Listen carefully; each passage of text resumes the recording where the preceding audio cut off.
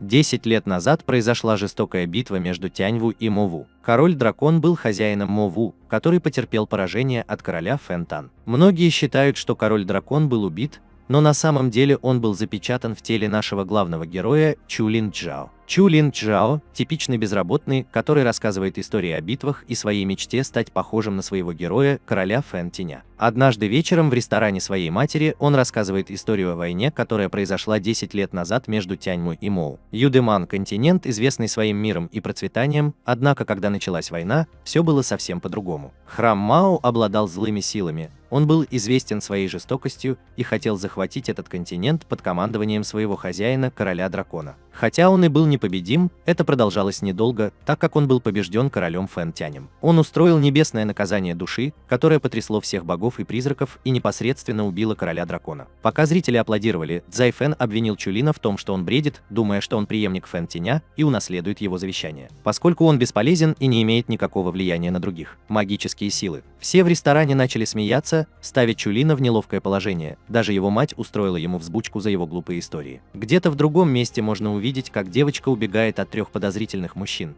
и как раз в этот момент в дальней части города прогремел взрыв. Чулин и Си Фэн возвращаются домой к Си с алкоголем в руках. Чулин выражает желание поступить в Академию Тяньву, пройдя отборочные тесты. Судя по всему, тест состоится в начале этого года, поскольку люди обеспокоены тем, что король-дракон Мову может вернуться. В другой версии истории говорится, что он не умер полностью, а был запечатан. Сюйлин говорит ему, чтобы он не волновался, так как он победит короля-дракона, если вернется. Но Си Фэн пытается вразумить его, потому что он ни черта не может сделать без своей магической силы. Они оба ввязываются в драку, и расстроенной реакцией Си Фэна, Чулин пытается показать свои магические способности, но терпит неудачу, видя, что Си Фэн впадает в истерику. Но как раз в этот момент они видят, как мимо них стремительно проносятся 4 тени. Сью думает, что злые шпионы разгуливают на свободе, поэтому он бросается догонять их, оставляя позади разъяренного Си Фэна. Сью Лин оказывается в лесу, где он играл с детства, и забирается на дерево, чтобы лучше видеть. Он замечает, как 3 мужчин углубляются в лес, и как только он падает, как неудачник, которым он и является, он следует за ними. Он теряет их из виду, но идет по следу светлячков, уходящему вглубь леса. Это приводит его к прекрасной женщине, отдыхающей на скале, которая направляет их. Как раз в этот момент появляются 3 мужчин и угрожают ей, что для нее все кончено. Но она, кажется, ничуть не напугана. Вместо этого она спускается вниз с улыбкой, готовая сразить их наповал. Однако, прежде чем драка успела начаться, в нее вмешался Чулинг, отвлекая их внимание. Очевидно было замечено, как он убегает из ловушки, которую она расставила, и в итоге натыкается на нее. Бесполезный урод вместо этого встает, готовый защитить ее, хотя сам он не может использовать магию. Помимо того, что у Чулинга нет магии, у него также низкий IQ, поскольку он обвиняет 3 мужчин в том, что они шпионы Мову. Пока он занят демонстрацией своих несуществующих магических приемов, позади него появляется цветок демона, поэтому женщина использует это как отвлекающий маневр и убегает. Однако вокруг нее можно увидеть тень, которая позже оказывается Зуей. Он говорит ей, что она опаздывает, но она уверяет его, что беспокоится ни о чем. Зуя говорит Лан Руо Бин, что она должна пройти тест и проникнуть в Академию. Они думают, что Академия уже строит планы по борьбе с королем-драконом, как только он перевоплотится. Ее работа заключается в том, чтобы узнать о его местонахождении, поэтому она переодевается мужчиной, чтобы уменьшить риск разоблачения. Он также напоминает ей, что их босс мистер Темная Луна будет ожидать результатов, и если она не справится, то ее ждет только самоубийство с помощью яда, в конце концов, это она. Тем временем видно, как Чулин спасается бегством от цветка демона, а 3 мужчин уже мертвы. Цветок демона наконец добрался до него, так как он лежит на земле и ему некуда бежать. Цветок демона наносит ему последний удар, но прежде чем Чулинг успевает сдаться смерти, голос зовет его. Он спрашивает Чулинга, хочет ли он власти, и как раз в этот момент он просыпается с глазами, налитыми кроваво-красным, и излучает огромное количество силы, которая помогает ему. Ему удается разрезать цветок демона голыми руками, но вскоре он теряет сознание. На него напал демон, но его глаза резко открылись, когда он очнулся от своего кошмара. Его мать приветствует его улыбкой, но когда он улыбается в ответ, ее сковорода летит в него. Она ругает его за то, что он пропадал всю ночь, а потом его нашли спящим в лесу. Затем она говорит ему готовиться, потому что позже у него свидание вслепую. Но услышав это, он приходит в бешенство и бросается за ней, чтобы сказать, что собирается сдавать экзамен. Они оба спорят до тех пор, пока она не бросает на него свирепый взгляд и не связывает его вниз головой прямо посреди ресторана. Но после того, как она уходит, входит мужчина, переодетый женщиной, и начинает приставать к Чулинг. Ему не требуется много времени, чтобы догадаться, что за всем этим стоит Си Фэн, так как его можно увидеть умирающим от смеха на пороге. Сью и Си оба спешат, но в конце концов Сью натыкается на Лань Руо Бина, который снова снова переодет мужчиной. Остается только надеяться, что эти способности улучшили его зрение. Вскоре она осознает, что это та же неприятность, что и прошлой ночью, и она в ярости, увидев его живым. Поэтому она отталкивает их, используя свои силы, и запечатывает дверь, чтобы помешать им участвовать. Но Зай знает о другом и забирает Чу, прежде чем тот потеряет еще больше времени. В итоге они оказываются внутри и регистрируются на тест как раз вовремя. Все участники собираются вместе, пока учитель Шамо объясняет инструкции. Си Фэн рассказывает Чу Лин Сяо о конкурсных участниках экзаменов Ян Тянь и Сяо И, которые приехали сюда из того же сектора, и о таинственном, но могущественном мальчике Бай Лангё. Чу Линг продолжает подкапываться к Лунь Рао, но Шуму вызывает его на разговор за то, что он слишком много болтает. Это привлекает всеобщее внимание, так как они узнают его по ресторану его матери и начинают смеяться над ним. Шуму говорит им, что для первого испытания им нужно победить зверя 3-го ранга в лесу Удом. Затем она открывает портал и передает последнее сообщение о том, что только первые 200 человек, которые примут участие в соревновании, перейдут на следующий этап. Услышав это, все участники устремляются к порталу. Участники используют свою магию, чтобы определить местонахождение зверя, но, похоже, ничего не могут найти. Чу Линг ползет вниз, чтобы найти одного крошечного юдемона, который убегает, как только видит символ какой-то звезды на Чу Линге. Тем временем другие проходят тест, который выводит его из себя. Квота увеличивается. Удемоны продолжают убегать от него, как только видят символ позади него, в то время как он отчаянно молится Богу о том, чтобы у него появился удемон. Он немедленно получает ответ, когда видит толпу, бегущую к нему от нападающего на них удемонского тигра. Ему удается отправить Чу Линга в полет, и в итоге он ранит его ногу. Он пытается уползти с кровоточащей ногой, но сдается, когда тигр рычит на него. Однако это приводит в действие способности Чу Линга, которые заставляют тигра блевать и убегать прочь. Чу Линг кричит ему вслед, прося его вернуться, одновременно морщась от боли. Появляется Цзои и помогает ему вылечить ногу. Затем она спрашивает его, действительно ли он хочет стать таким же, как Фэн Тяньцзинь. Однако прежде чем она успевает услышать его ответ, их прерывает Шиксинг. Она встает и следует за ним, оставляя позади взволнованную Чу Лин. Ведущий сообщает участникам, что осталось всего 9 мест, а глупая и самоуверенная Чу Лин не победила ни одного удамана. Но оказывается, что он в конце концов не такой уж невежественный. Ему приходит в голову идея последовать за тигром, которого он успешно ловит и связывает. Когда он тащит тигра к порталу, Лан Рэ видит в этом возможность использовать одно из своих заклинаний. Как только Шоу Му приказывает закрыть портал, Чу Линг выбегает наружу и понимает, что теперь вместо тигра у него в руках крошечные удеми. Однако Шоу Му понимает, что на него наложены чары, поэтому она решает передать Чу Линг Сяо, что расстраивает участников, как они думают, это несправедливо. Шао Му теперь с подозрением относится к участникам, так как теперь она считает, что среди них скрывается шпион. Поэтому она планирует провести расследование позже. Именно в этот момент она открывает другой портал и приказывает всем следовать за ней, так как пришло время следующего экзамена. Их всех ведут к жуткому мосту Шэн Юинг, где Шаму говорит им, что первые 50 участников, которые перейдут мост и доберутся до нее до рассвета, пройдут тест. Проверь. Половина участников устремляется к мосту, но Чу Лин этого не делает. И когда Си Фэн спрашивает его, он говорит, что есть люди, которые не сдвинулись с места. И учительница тоже здесь, а это значит, что это нелегкое испытание, и они должны последовать за ней. Когда они начинают бежать по мосту, туман застилает им обзор, затрудняя ориентацию. Шаму тоже исчезает в тумане, вызывая всеобщую панику, и ее можно увидеть впереди всех, но Биланг быстро догоняет ее. Однако она убегает, в то время как Байланг и Лан Руо потрясены, увидев перед собой мертвые тела. Выяснилось, что на этом мосту есть демонические насекомые, которые питаются духовной энергией и реагируют на звук шагов. Так что вместо этого Байланг решает запрыгнуть на канат моста, чтобы изменить маршрут и избежать встречи с демоническими насекомыми. Однако Лань Жо видит в этом возможность использовать их, чтобы помешать Чу Лингу двигаться дальше. На другом конце моста Чу Линг впадает в панику, видя, как участников убивают одного за другим, но Си Фэн быстро защищается, убивая этих жуков. Однако самые сильные из участников – это отряд Шисина, который формирует защитную печать. Однако поворот сюжета происходит прямо в середине кульминации, когда Си Фэн падает на Чу Лин, и они целуются, вот и все, что нужно для того, чтобы быть одинокими всю свою жизнь. Они оба отстраняются, испытывая отвращение друг к другу. Защита тюленя не продержится долго, так как насекомые пытаются проникнуть внутрь, поедая его. Один из их друзей в конечном итоге истощается и погибает. Зои замечает жуков, ползущих прямо мимо участника, который сидит на одном месте, поэтому она понимает, что они реагируют на звук. Поэтому она начинает ползти и просит всех замолчать и следовать за ней, даже Чу Лин и Сайфенга. Следуйте за ними. Однако из моста растут виноградные лозы, которые притягивают автобус обратно. Она говорит им сохранять спокойствие, так как они заняты поеданием виноградных лоз. но Сай Фенг обращает ее внимание на огромного жука перед ними, который злобно нападает на них. Цу Лин советует им придерживаться той же стратегии, потому что, даже если он больше, это все равно та же ошибка. Однако они терпят неудачу в течение второго раунда, так как другой участник истощается и погибает.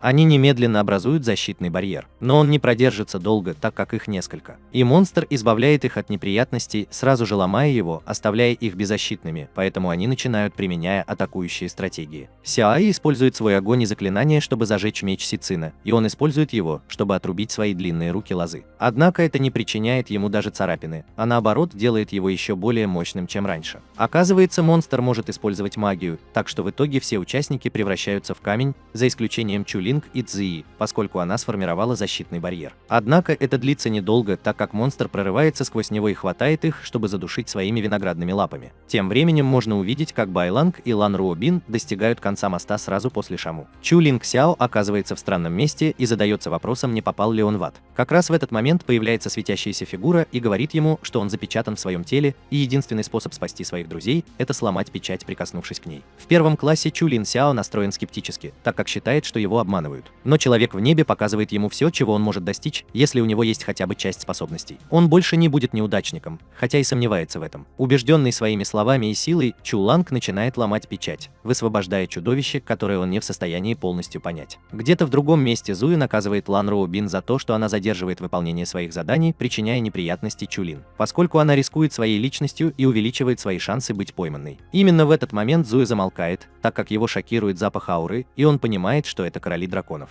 Вернувшись на мост, Чулинг Зиоу удается вырваться на свободу и спасти Зои. Видно, что он одержим королем драконов, так как все его тело покрыто татуировками и фиолетовым пламенем, и он сам не свой, когда готовится сразиться с монстром. Шаму спешит на мостик, когда понимает, что на мосту что-то происходит не так и ученики в опасности. После победы над монстром король-дракон извлекает из него духовную жемчужину, чтобы вернуть себе силу, так как он разочарован телом Чулин Ся. Он понимает, что Сяо Хэ наконец проснулась и поднимает ее, задушив в воздухе. Он очарован редким розовым цветом ее кожи и силой и полон решимости использовать это. Она знает, что кто-то другой контролирует тело Чулинг Зио. Вся эта сцена очень похожа на ту, когда Сукуна завладевает телом Юджи Итадори в Дзюдзюцу Кайсен, где все солнечные мальчики находятся в плену у тысячелетних демонов. Довольно оригинальная концепция. Король-дракон находится в трансе, поглощая силу Цзиои, однако кто-то нападает на него сзади, и печать возвращается обратно, снова запирая его в теле Чулин Ся. Он падает в обморок прямо на Сяои, и выясняется, что за нападением стояли старик и женщина по имени Вэнь. Директор приказывает ей стереть их воспоминания и внимательно следить за Чулин Сяо, так как он боится, что ад вырвется на свободу, если дракон-король полностью берет над ним верх. Однако тело Чулин Сяо на данный момент довольно слабое, что затрудняет королю-дракону максимально использовать свои силы. Эти двое исчезают, и все окаменевшие ученики восстанавливаются. Сюйлин Сяо наконец просыпается после долгого сна, но ударяется лбом о Сифэн, которая нависает над ним. Он понимает, что часть его одежды пропала, и как раз в этот момент входит Ду Шиксин, готовый сразиться с ним, так как он думает, что Чулин пытался сделать ему гадости. Сии. И что еще хуже, у Чулина сползают штаны, что приводит Ду Шиксина в еще большую ярость, и он достает свой меч, чтобы сразиться с ним. Но Сии останавливает его и говорит, что он ни в чем не виноват, так как у них обоих стерта память, и они не помнят, что произошло. Это случилось на мосту. Услышав, как Сии защищает его, Ду Шикшень расстроился. Однако Шоу Му вмешался и сказал ему прекратить свое идиотское поведение. Портал открыт для третьего экзамена, и Шоу Му сообщает им, что король жуков не участвовал в экзамене, и будет проведено расследование. Поймайте преступника. Поскольку экзамен был сложным и с ошибками, все, кто выжил, сдали экзамены, и мы переходим к следующему этапу. Услышав это, Чулин Сяо подпрыгивает от волнения. Затем Шанму создает защитный барьер, способный противостоять любым атакам извне, вокруг портала, ведущего в Академию Тяньву. Все они врываются внутрь и поражаются, как только Академия появляется в поле зрения. Там растет большое дерево с домами на нем, известное как дерево богов. Шаму говорит им, что это не экскурсия, и Академия имеет большее значение, чем просто ее ландшафт. Она рассказывает историю Академии о том, что храм Тяньвона понес большие потери даже после победы в войне, в которой король Фэн Тянь победил Мо Ву и его лидера короля дракона. Затем он создал защитное заклинание из 3 магических элементов, благодаря которому их окружение до сих пор остается таким безопасным. Сюйлин Сю плачет навзрыд, услышав ту же историю, которую он сам рассказывал 1000 раз. Она отводит их к старому ржавому колодцу в качестве временного пристанища, поскольку они еще не студенты. Затем она знакомит их с их новым учителем Дуаеном. Дуаеном, но когда он появляется, все приходят в ужас от его внешнего вида, так как он размером с ладонь. Однако Дуаен пытается установить свой авторитет, но участники не могут удержаться и смеются над ним. Однако он всего лишь небольшого роста, так как выбивает дерьмо из одного из участников, заставляя всех замолчать. Затем он ведет их по домам и говорит им, что может читать мысли, и даже доказывает этот особый вид магии, раскрывая самые глубокие и мрачные секреты каждого. После этого они все продолжают обыскивать свои дома. Когда Ся Фэн открывает дверь своего жилища, он кричит от страха, потому что оно покрыто виноградными лозами. Все остальные дома очень похожи друг на друга, они покрыты насекомыми и пылью. Кажется, всем, кроме Чулина Сью, это нравится, потому что он аномалия. Как раз в этот момент заходит женщина с фиолетовыми волосами, чтобы попросить Си Фэна помочь ей с дверью, но в итоге он ее ломает. Это приводит ее в ярость, поэтому он обращается к Чулин Цзио за помощью, чтобы восстановить ее дверь. Но ему внезапно становится плохо из-за съеденных грибов, и он спешит обратно в общежитие, не подозревая, что его ждет. Лань Руобин перепутала шестую комнату со своей, так как вывеска была перевернута. Поэтому Чулин Сяо заходит к ней полуголой, и она нападает на нее. Он тут же упал в обморок. Где-то в другом месте Сюя тайно встречается с двумя другими людьми из Моу, которые, похоже, что-то планируют. На следующее утро Чулин все еще не пришел в себя после вчерашнего удара головой, поэтому он просыпается сонным. Но вскоре приходит в себя, когда слышит звук объявления о дисквалификации, если он не доберется до входа в колодец. Чулин присоединяется к остальным участникам, а затем Дуинь дает им инструкции для третьего экзамена. На этом этапе все они получат определенное количество монет, и тот участник, у которого через 8 часов окажется 1000 монет, будет допущен к поступлению в академию. Однако единственное правило заключается в том, что никаких правил не существует, а рыжий лес объявлен зоной безопасности. После того, как все собрали свои кошельки с монетами, наш главный герой, тупой урод Чулин Цзио, объявляет, что у него есть 2000 монет. Услышав это, все участники бросаются за ним, и Си Фэн бросает его, чтобы спасти свою задницу. Поэтому Чулин Цзио решает раздать свои монеты, чтобы помешать им преследовать его. Затем он решает направиться в безопасное место, где на него внезапно нападают. Выяснилось, что выпускники также принимают участие в этом экзамене, и это часть информации, которой Дуайен намеренно решил не делиться. Он прижат к земле и не может двигаться, и другие участники также оказываются в похожих ситуациях. Старшеклассник угрожает Чулин Цзио, чтобы он отдал свои монеты, но тот говорит им, что у него их нет. Однако он спешит в безопасное место, поэтому они отказываются ему верить, и мужчина решает ударить его, но его скрытые силы защищают его. И он успевает сбежать как раз вовремя, создавая огромную дыру в земле и оставляя всех в шоке.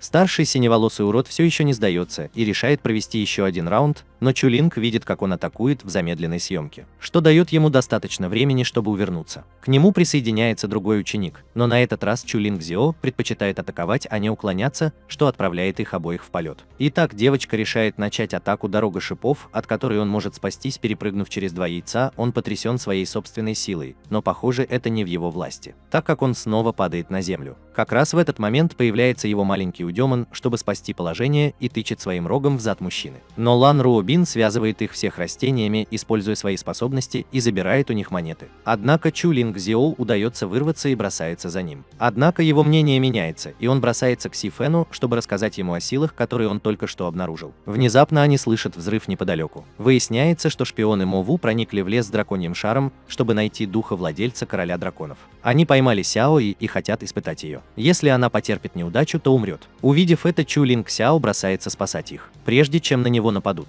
Сяо и ее отряд упорно сражались со шпионами Мову, но они были слишком сильны и вызвали взрыв, который парализовал их всех. Чулинг Сяо прыгает вперед, чтобы ударить мускулистого шпиона, но вскоре отступает, так как вместо этого ранит себя. Так что Си Фэн приходит ему на помощь, ослепляя шпионов дымом, давая им достаточно времени, чтобы схватить Зои в сферу и убежать. Шпионка Мову останавливает их с помощью своего нейронного контроля, чтобы обездвижить их как раз перед тем, как они смогут добраться до безопасной зоны. Затем шпионы запускают бомбу, но, к счастью, способности Чулинг Цзио снова активируются, и ему удается защитить себя. Однако шпионы не останавливаются и запускают сразу несколько бомб, но Чулинг Цзио демонстрирует отличные навыки, сбивая их все. Затем он нападает на шпиона, но отлетает в сторону, когда женщина-шпион использует свою силу, чтобы защитить своего партнера. Они все еще не отступают и проводят еще одну массированную атаку, в результате которой сфера дракона падает на Чулин Сяо. Фиолетовый дракон вызван и унижает тело Чулин Сяо, но вскоре его наказывает его настоящий владелец, дух короля драконов, присутствующий в Чулин Сяо, который приказывает фиолетовый дракон защитить Чулина Сью. Когда он просыпается, то обнаруживает, что на нем другая одежда. Затем он слышит голос, принадлежащий фиолетовому дракону, который говорит ему, что теперь он обладает множеством способностей, таких как скорость, сила и неуязвимость. Шпионы понимают, что нашли свою цель. Когда они приближаются, чтобы схватить его, Дуян вмешивается и останавливает их, и у них нет другого выбора, кроме как отступить. Затем Дуянь оборачивается, чтобы сообщить, что до конца теста осталось меньше 5 минут, и до Чулин Сяо наконец доходит, что у него нет денег. Все участники собрались у входа в систему идентификации, где Дуинь говорит им уходить, если у них недостаточно монет.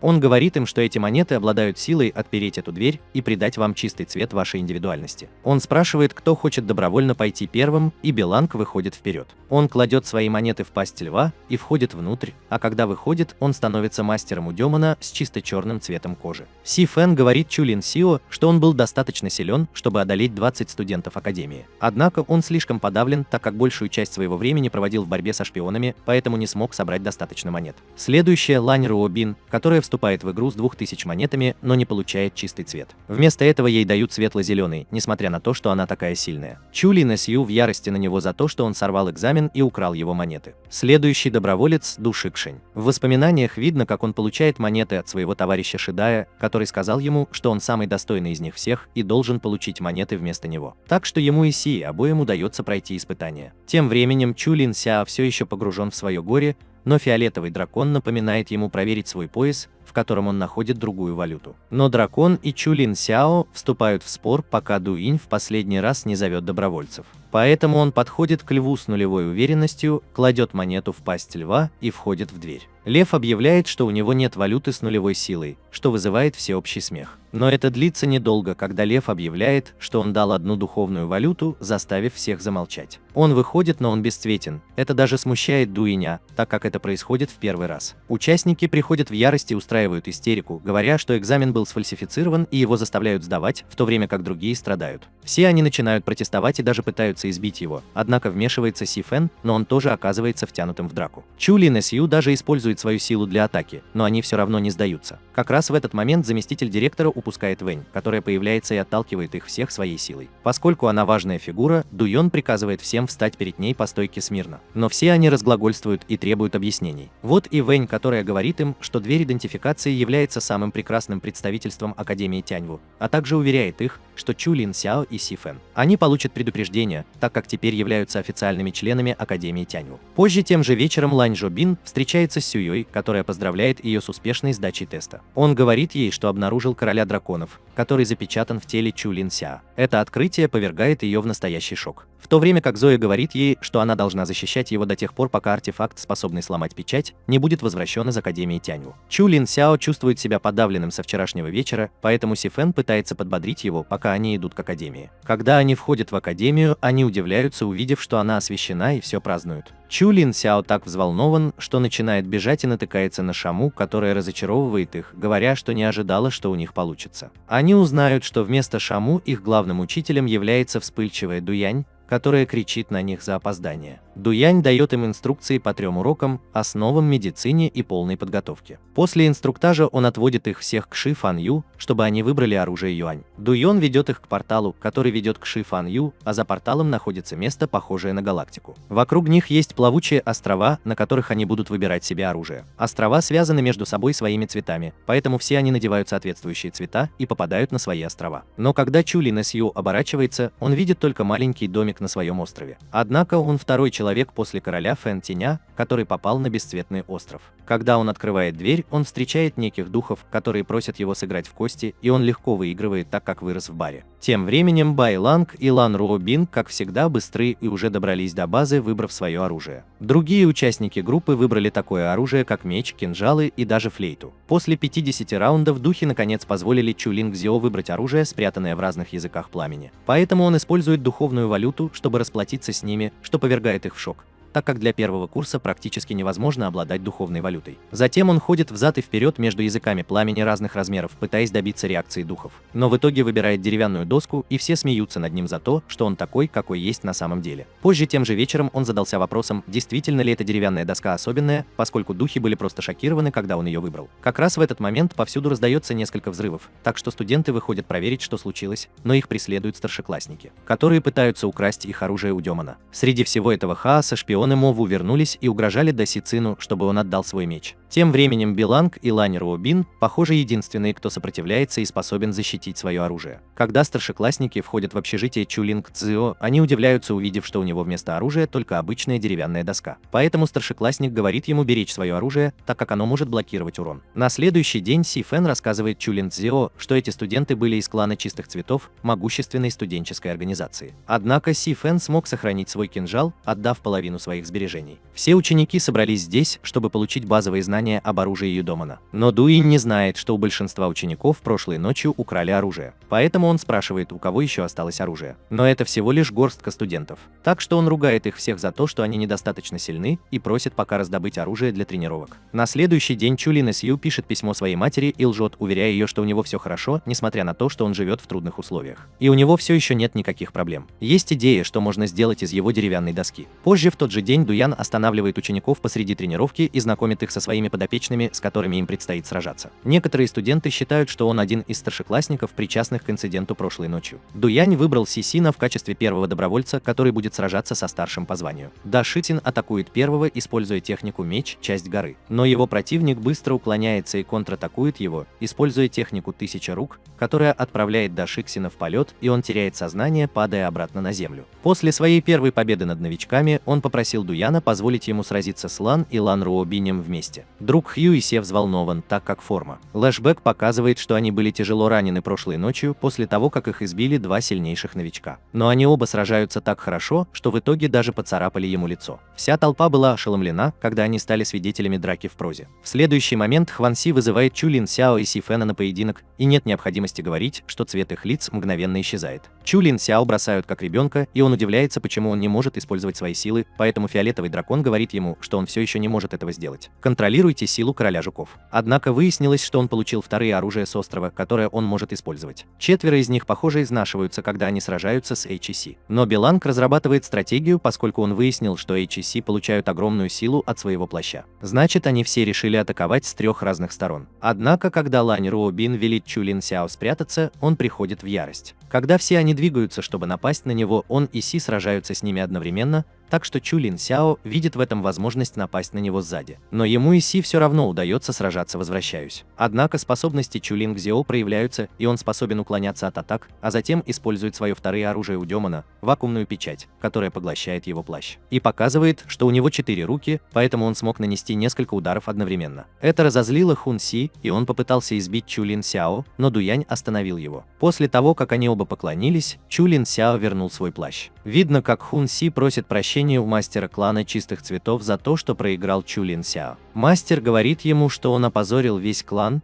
и его не интересуют никакие объяснения. Затем он спрашивает Хью о метеоритном камне, но тот не может найти его в своем плаще. Мастер напоминает ему, что этот камень имеет огромное значение для клана. Так что Хью и Зеи кланяются один раз, прося прощения, и обещают найти его. Вернувшись в академию, мы начали обучение медицине, и Шаму будет преподавать в этом семестре. Она говорит им, что их первое задание – найти 8 трав, упомянутых на первой странице их книги, в группах по 2 человека. Итак, Чулин Сяо объединяется с Си Фэном, но, к сожалению, огромный мужчина заявляет, что Си Фэн его партнер, и утаскивает его прочь. Но когда Чулин Сяо поворачивается, чтобы найти нового партнера, все уже сформировали команды, что не оставляет ему другого выбора, кроме как беспомощно следовать за Лань Руобинем. Когда они идут в лес, Чулин Сяо с трудом сдерживается и начинает болтать о том, что он король леса. В лес, потому что он вырос здесь, питаясь странными травами. Лань Жобин в конце концов разозлилась и велела ему найти первые 4 травы, в то время как она сама найдет остальные травы, а затем они встретятся позже. Лань Жобин удалось найти одну из трав, но когда она пытается схватить ее, у нее начинает болеть голова, и в результате ее нога поскользнулась, и она упала с огромной высоты. В итоге она повредила себе руку. Но Чулин Сью пришел ей на помощь, и чтобы остановить кровотечение из раны, выплюнул ей на руку жеванные травы. Он также снял свой ремень, чтобы перевязать рану, но она неправильно истолковала это и ударила его ногой. А Банг наблюдал за ними с вершины одного из деревьев.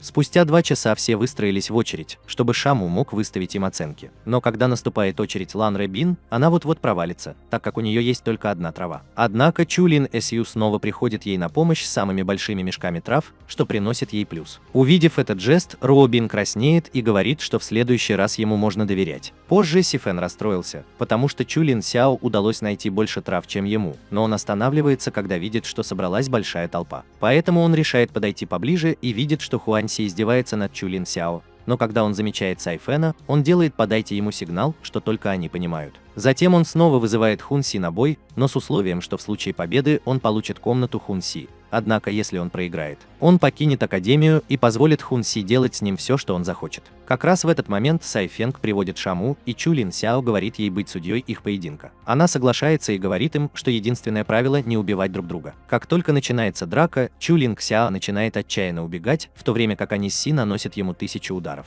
Чулин Сяо убегает, потому что не знает, когда проявятся его способности. Как раз в этот момент появляется глаз фиолетового дракона и говорит ему, что поскольку он не может контролировать силы короля зверей, они не появятся по его желанию. Затем он понимает, что силы появляются только тогда, когда он находится в реальной опасности, поэтому он перестает бежать и поворачивается к нему лицом, с его глаза были широко открыты. Именно в этот момент у него появляются силы, и он может уворачиваться от ударов Хун, видит удары и даже умудряется схватить его за руки, что шокирует все, даже сам Чулин Сяо. Руки Чулин Сяо светятся магической силой, а глаз фиолетового дракона говорит ему, что теперь он может контролировать его силы. Это еще больше бесит Хюэ, и он атакует без предупреждения, но Чулин Сяо способен четко видеть его удары и уклоняться от каждого из них один из них. Однако он использует ускорение, чтобы ускорить свои удары, и ученики также начинают беспокоиться, так как он находится на грани убиваю Чулин Сяо. Здесь так много пыли, что она скрывает Чулин Сяо, из-за чего трудно сказать, жив ли он вообще. Как только буквы «С» заканчиваются, пыль оседает, открывая Чулин Сяо в виде защитного барьера. Это сбивает с толку букву «С», и в конце концов они складывают 2 и 2, что именно одежда дает Чулин Сяо неожиданные способности. Поэтому он раздевает его, но из-за огромной силы, скрытой в одежде, ХК получает удар током и теряет сознание, что объявляет Чулин Сяо победителем. И владелец общежития Хуанси. Чулин Сяо приглашает всех студентов в свое общежитие, но там всего 2 комнаты, достаточно большие для 4 человек. Си Фэн хочет разделить свою комнату с Чулин Сяо,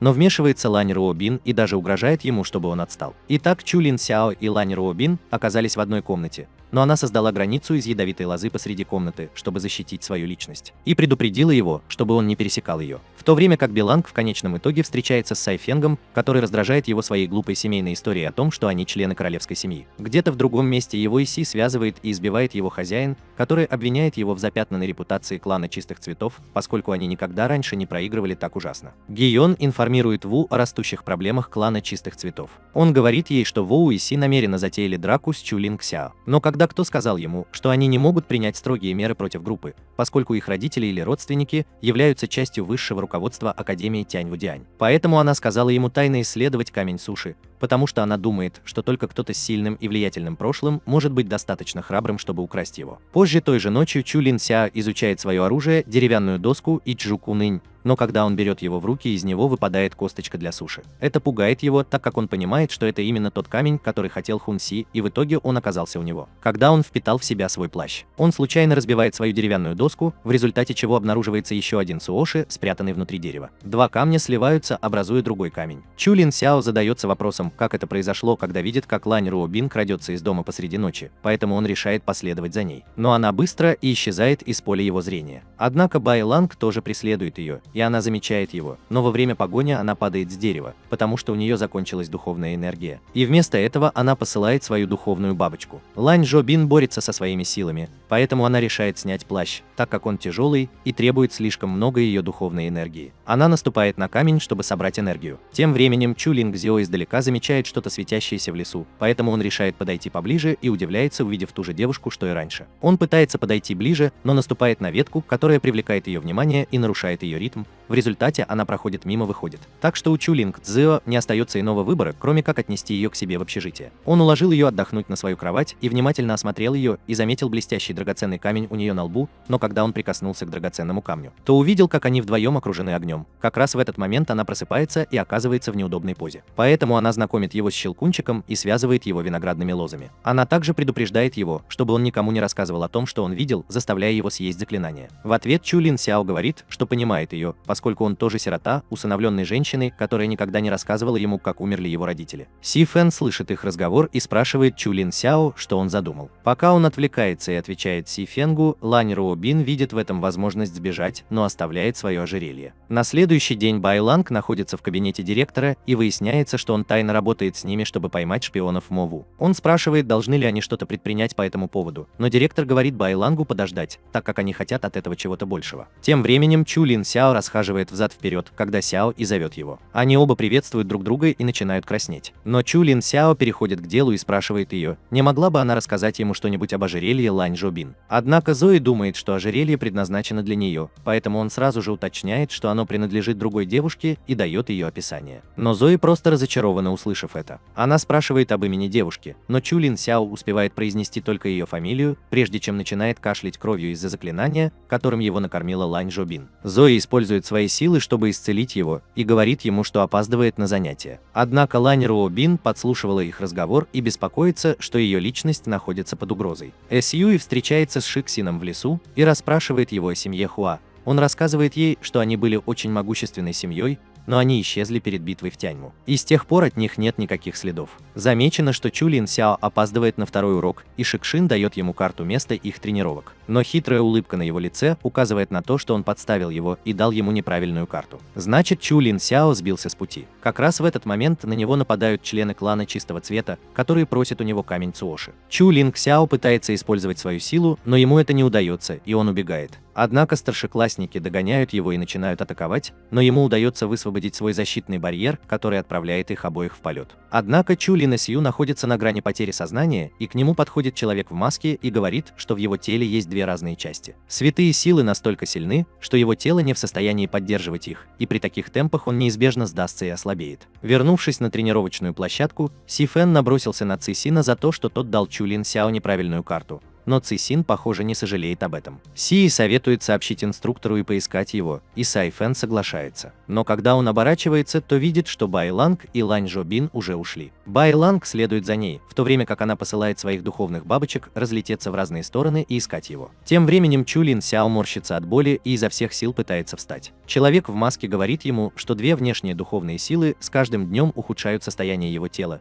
и если он воспользуется ими снова, то умрет. Чу Лин Сяо спрашивает мужчину о том, кто он такой, но тот просто наклоняется и душит Чу Лин Сяо. Человек в маске спрашивает его, есть ли у него два камня Цуёси, и Чу Лин Сяо говорит ему правду. Итак, человек в маске говорит ему, что камни содержат ключ к Байлинг Лонгу, который способен сломать его печать и вернуть ему духовные силы. Он рассказывает, что Байлинг Лонг – одно из трех священных орудий, которые использовал король Фэн Тянь, чтобы создать защитный барьер вокруг него. Тяньву. Как раз в этот момент слышно, как другие члены группы бегут к ним, поэтому мужчина уходит, но он дает Чу Лин Сяо таблетку, чтобы помочь ему. Сражайтесь с членами клана Чистый Цвет. И ему удается быстро победить их всех. Тяжело дыша, он замечает бабочку Лань Жобин, которая сообщает ей о его местонахождении. Где-то в лесу Белангу удается победить человека в маске, но оказывается, что это была всего лишь марионетка. Поэтому он подозревает, что какие-то неизвестные люди пытаются приблизиться к Чу Лин Сяо, и он должен сообщить об этом директору. Пока Си Фэн помогает Чу Лин Сяо ходить, он спрашивает, почему клан Чистых Цветов выбрал его своей мишенью. Как раз в этот момент в воспоминаниях появляется человек в маске, который говорит ему, что Байлин Лонг не существует в этом мире, и только он может найти его. Так что нет смысла в этом. Клан Чистых Цветов ищет ключ, если они не могут найти саму Байлинг Лонг. Но Чу Лин Сяо лжет Си Фенгу, что он, вероятно, стал мишенью, потому что победил Хуанси и занял его общежитие. Но он спрашивает Си Фэна, как тот узнал о его местонахождении. Так вот, он сказал ему, что его нашел парень в плаще Лан Руобин. Как раз в этот момент на них вот-вот упадет огромный камень, но Лан Руобин спасает их как раз вовремя. Они видят человека, приближающегося из дыма, и оказывается, что это мастер клана Чистого Цвета. Он представляется как Бэй Чан и угрожает, что сам разберется с Чу Лин Сяо. Сай Фенг понимает, кто он на самом деле, и предупреждает их обоих. Поэтому Лань Жобин немедленно бежит, чтобы напасть на него, но он слишком быстр и начинает бросать в нее огромные камни. Ей едва удается убежать. Даже Си Фэн поддерживает ее, бросая в него свои кинжалы, но они дают обратный эффект, в результате чего он теряет сознание. Затем Бэй Чин переключает свое внимание на Чу Лин Сяо, загоняя его в угол на краю обрыва. Бэй Чин выражает гнев по поводу своей запятнанной репутации из-за него и угрожает ему передать Цуёси. Только тогда он позволит Чу Лин Сяо умереть, сохранив его тело в целости и сохранности. Однако силы Чу Лин Сяо активизируются, и он продолжает атаковать его. Но это почти не оказывает эффекта, так как он отлетает к краю обрыва. Затем он бросает в него огромный камень, который в конце концов сталкивает его с обрыва,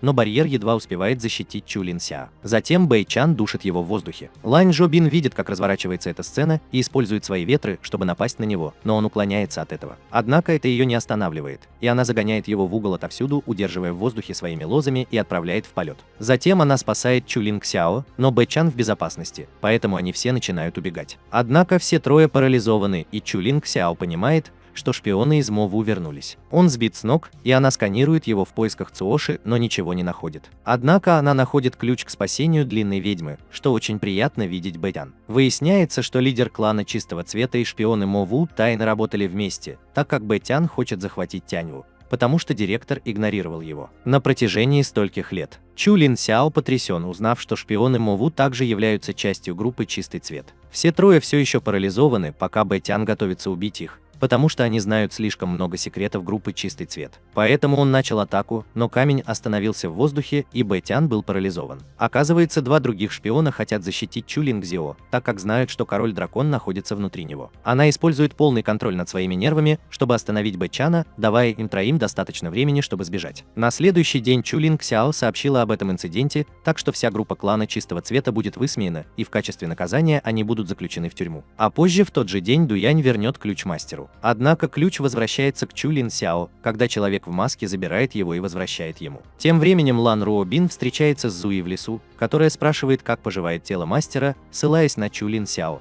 Поэтому она уверяет, что он находится под ее защитой. Но прежде чем она смогла уйти, он предупредил ее, что без ее защиты его тело ослабло, и они чуть не погибли. Она в шоке и недоумевает, откуда он знает об этом инциденте. Но он напоминает ей, что жизнь Чу Лин Кзио важнее, чем их собственная. На следующий день все первокурсники собрались, чтобы подготовиться к квалификационному экзамену на младшего Хун Хунчи. Дуян дает им указание, что он будет основан на их успеваемости, и они должны следовать рекомендациям, упомянутым в руководстве для студентов. Затем все они начинают тренироваться со своим оружием, пока Дуоин проверяет их. Ши Син и Цзи демонстрируют свою магию. Цзи Фэн тренируется со своими кинжалами, а Биланг разламывает камень пополам, сгибая его. Однако Цу Лин Сяо изо всех сил пытается в полной мере использовать свою силу, и у него перехватывает дыхание. Но он все равно не сдается и выкладывается полностью. Но его тело не выдерживает такой силы, и он теряет сознание. Си Фэн подбегает к нему и спрашивает, все ли с ним в порядке, но он отмахивается и хочет попробовать еще раз. Однако Дуинь отказывается и вместо этого велит ему отдохнуть. Чу Лин Сяо встает и садится у дерева, где осматривает свою руку и расстраивается из-за недостатка выносливости. Затем Дуинь собирает их всех и говорит, чтобы они не гордились собой, так как их успеваемость просто средняя, но они достаточно подготовлены, чтобы сдать экзамен. После того, как все были уволены, Чу Лин Сяо не сдвинулся с места, так как он слишком расстроен из-за своих способностей. И Дуинь и фиолетовый дракон Си считают, что ему следует сдать экзамен по макияжу в следующем году, так как его тело слишком слабое и ему нужно время, чтобы приспособиться. Даже Лань Жобин сейчас беспокоится о своем благополучии. Позже той ночью в своем общежитии Чу Лин Цзио вспоминает все моменты, когда он боролся со своими силами,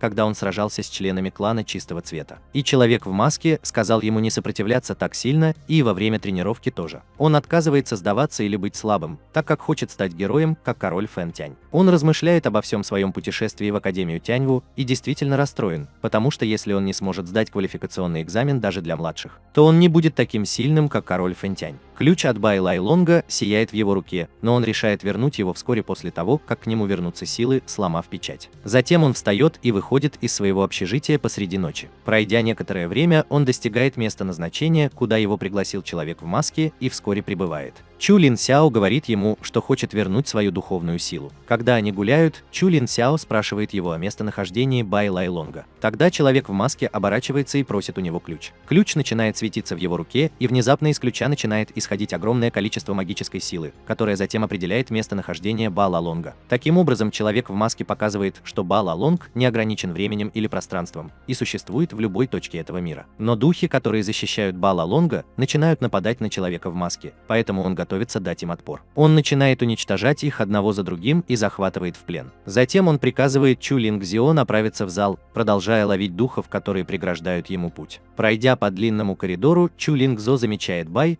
Он делает шаг вперед, чтобы схватить его, но он излучает так много света, что почти ослепляет. Именно в этот момент одно из 3 заклинаний, защищающих Тяньву, было деактивировано. У Чу Лин Сяо сейчас из глаз вырываются лучи, и ему трудно это контролировать. Но вскоре это проходит, так как Чу Лин Сяо полностью поглощает силу Бай Лай Лонга. Поэтому он проводит испытания и демонстрирует сильную духовную силу. Но он беспокоится о том, как он сможет вернуться к Лай Лонгу, поэтому он бросается на поиски человека в маске. Но когда он выходит, этого человека нигде нет, и здание тоже исчезает у него за спиной. Чу Лин Цзео понимает, что солнце встает и он опоздает на экзамен. Поэтому он решает поискать человека в маске после экзамена. Все студенты направляются в экзаменационный зал на квалификационный экзамен для младших классов Хюэй и Хунче. Судьи уже прибыли. Тем временем Чу Лингзео бежит с нечеловеческой скоростью, чтобы добраться до экзаменационного зала, когда ВОЗ произносит свою вступительную речь перед студентами. После чего она начинает экзамен, который проводится в парах, дуэль между студентами. Первая группа – это Си Фэн против Сяо Лонга. В начале матча Сяо Лонг нападает на Си Фэна, которому едва удается убежать. Затем Си Фэн бросает свои кинжалы, которые прилетают как раз вовремя, пронзая спину Сяо Луна и объявляя Си Фэна победителем.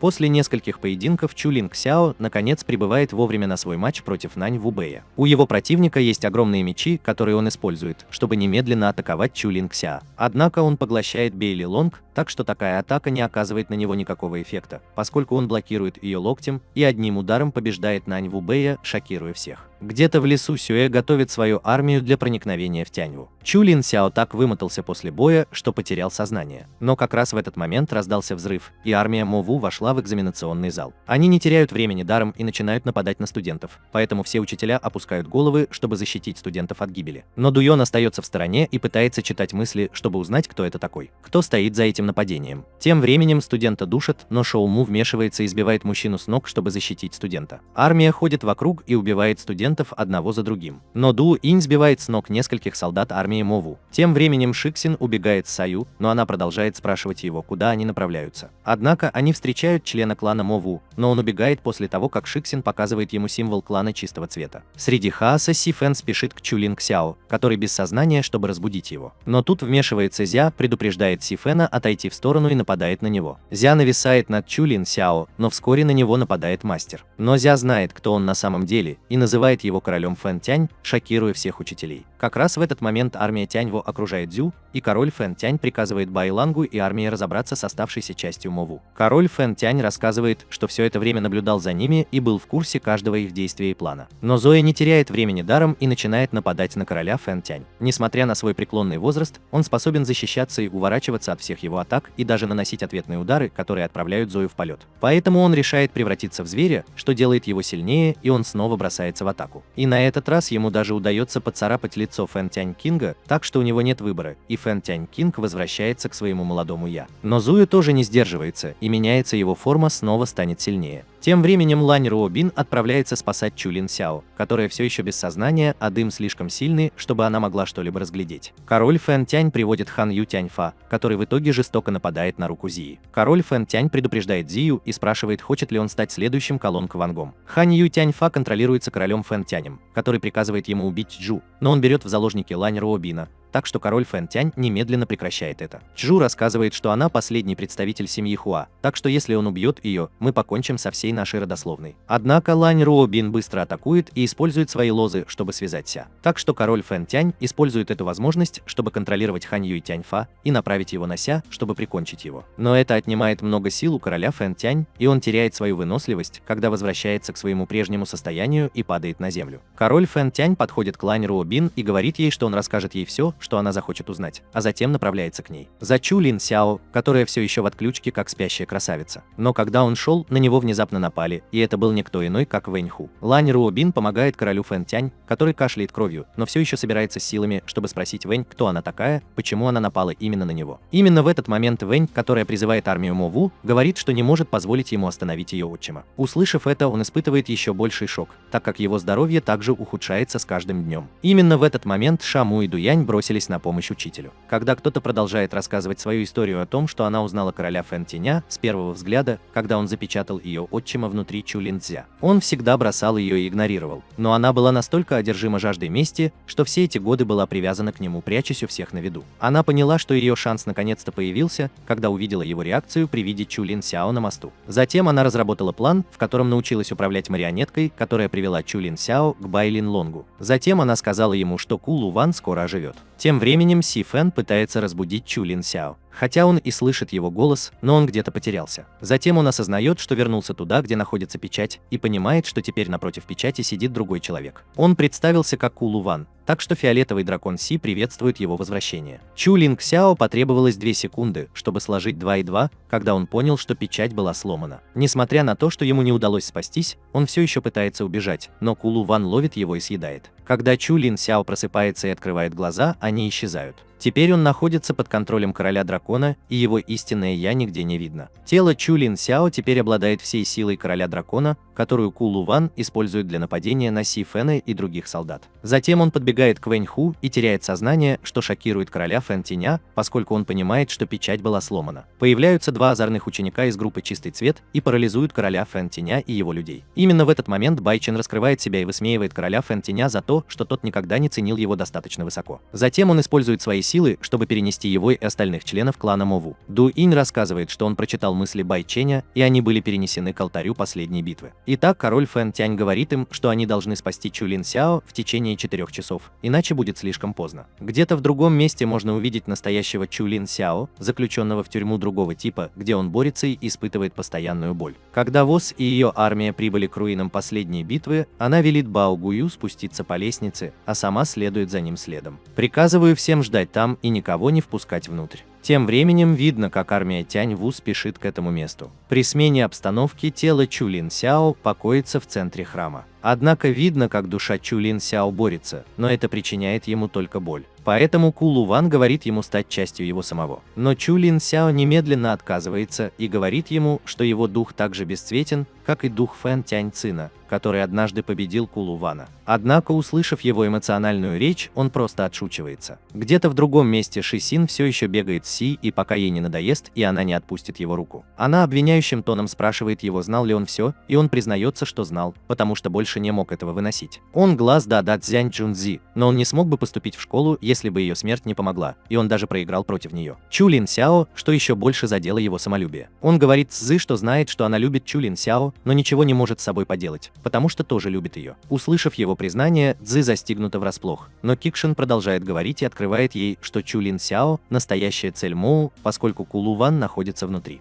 Но она все равно решает уйти и помочь Чу Лин Сяо, так как она не может и снова все разрушить. Но перед уходом она спрашивает его, может ли он позволить этому случиться, тогда где же его достоинство, глаз да великана Чжун Цзигуна. Тем временем армия Мао ожидает прибытия короля Тари, но их планы рушатся, так как прибыла сильнейшая армия Тяньву. Но когда Вос, не теряя времени, приказывает своей армии уничтожить их с помощью уродливых существ, которые только что появились на свет из ниоткуда. Шаму и остальные готовятся и начинают сопротивляться, в то время как Бай Чен нацеливается на короля Фэн Тан, бросая на него мощную атаку. Однако ему удается увернуться, но он даже не успевает прийти в себя, как на него начинают нападать Вос и монстры. Так что они могут загнать его в угол и легко убить. Но король Фэн Тянь высвобождает свои силы, которые превращают монстров в подгоревшие тосты, но в результате он теряет большую часть своей выносливости. Тем временем тело Чу Линг Зио распадается, поскольку ему становится трудно сопротивляться, и он сдается Кулу Вангу. Он даже прощается со всеми своими близкими, но не понимает, что они все еще не отказались от него. Как раз в этот момент Лань Руобин находит способ улизнуть, когда ее бабочка садится на грудь Чу Линг Зио, указывая его местонахождение. Она вмешивается и пытается разбудить его, но понимает, что его сознание скоро завладеет Кулу Вангом. Внезапно Лань Руобин вспоминает, что использовала драгоценный камень у себя на лбу,